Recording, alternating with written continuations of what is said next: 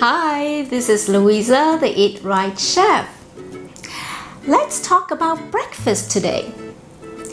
I got asked a lot about what is the best breakfast to eat. Well, first of all, do you prefer a light breakfast or a heavy breakfast or somewhere in between? Some people prefer it light or no breakfast at all because they just don't seem to be hungry when they wake up. My suggestion is, first of all, drink a glass of lemon water. Yes, put the juice of about half of a lemon, squeeze it into a glass of warm water, about 8 to 12 ounces, and drink it the first thing in the morning. That will not only help you wake up and feel more energetic, but it also helps you to flush your liver of toxins from the previous day. So it's a very mild form of detox. And if you do that every day, your body will thank you because it will be cleansed first thing in the morning. Now on to breakfast. It's very common for people to eat a piece of toast or bread, a bagel, a favorite of New Yorkers, and or a waffle or a pancake. These are all very common types of breakfast, especially in North America. Or you might prefer to eat breakfast cereals with some milk in it. Now, what I want to say is that if you want to stay alert and be able to focus at work or whatever activity you are engaged in, maybe in studies, then you would really need to think about the carb intake in the morning. And my suggestion is to avoid those carb-heavy breakfasts. Why is that? Well, the types of breakfast that I just named, they are heavy in processed, refined carbohydrates and sugar. Cereals are commercial cereals are often loaded with sugar or high fructose corn syrup, which will affect your blood sugar level. What happens when you have eaten these refined carbs?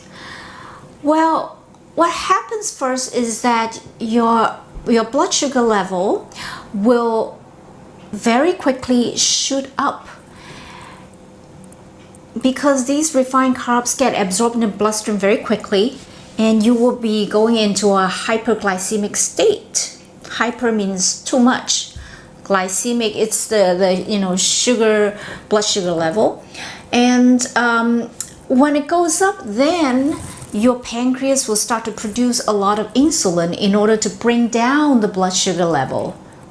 So in this case, the blood sugar level will be too low and it will go into a hypoglycemic state. And as you can see, your blood sugar level goes up and then down, and here is where the sugar crash occurs. When that happens, you will start to feel a number of things. You will start to feel suddenly hungry again, even though you might have just eaten your breakfast maybe 2 hours ago. So by mid-morning, you will start to feel anxious, hungry, and you may find it difficult to focus. You may have a brain fog. Your mood starts to change.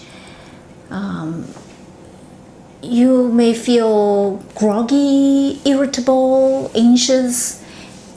And the next thing you find yourself doing is to reach out for the same foods that originally made you feel like that.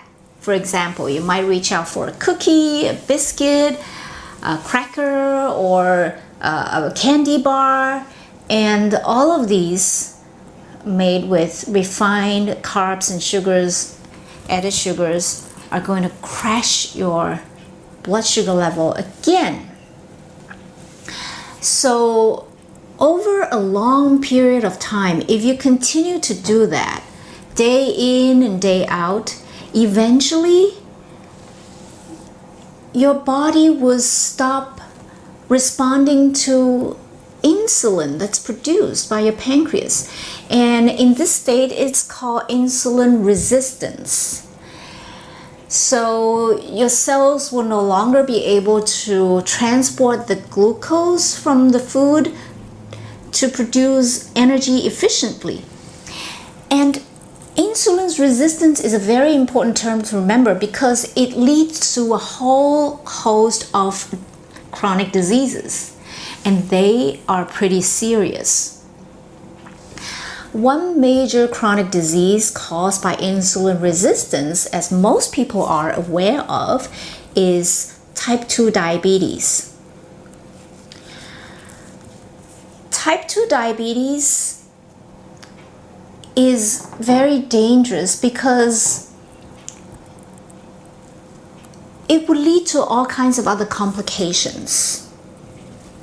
It could damage your eyesight, could lead to heart diseases, and sometimes, when you have, if you have an injury in the limbs, at the extremities, the feet and the hands, for example, and the wounds, it's very difficult to heal, and then some people may need to have amputations.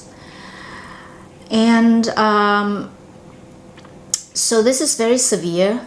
But another result of insulin resistance, which is not commonly known, is Alzheimer's disease, which is now starting to be recognized as type 3 diabetes because it also is caused by insulin resistance. And then other diseases that are caused by insulin resistance include damage to the thyroid gland, weight gain, damage to the kidneys, to the eyesight and gastrointestinal health, compromised immune system, and poor circulation and artery damage, and high blood pressure, all kinds of, high cholesterol and fatty liver. All of these diseases are related to insulin resistance. That's why it's so important to watch your intake of refined carbs and added sugar in your diet. Now back to the topic of breakfast then. Whether you prefer a light breakfast or a heavy breakfast because you are engaged in heavy duty work, but either physical or mental, it's very, very important to make sure you have a balanced nutritional profile in what you eat to start your day. And a powerful breakfast that will give you steady energy throughout the morning will be consisted of protein and a small amount of healthy fats, as well as some complex carbs, including fruits and vegetables. And complex carbs are different from refined carbs because they are digested and absorbed into the bloodstream much more slowly than the refined carbs. So they are safe to have. And when it comes to your individual body, it's best to follow the food values according to your blood type. So for example, a type O would have no problem digesting a piece of meat, for example, grass-fed beef, in the morning together with some veggies or a bone broth. but this will definitely be too heavy for type A or type AB individual. They can't digest the meat very well. And so, what type of breakfast is best for you? It depends on your individual body type.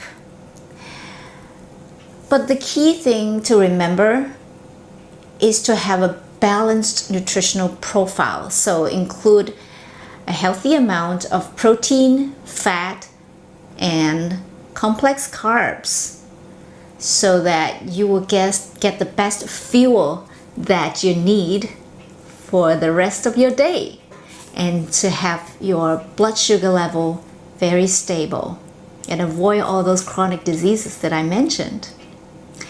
Well, if you are interested in learning how to make a breakfast that is right for your blood type, you can click on the link below. I have a recipe for you.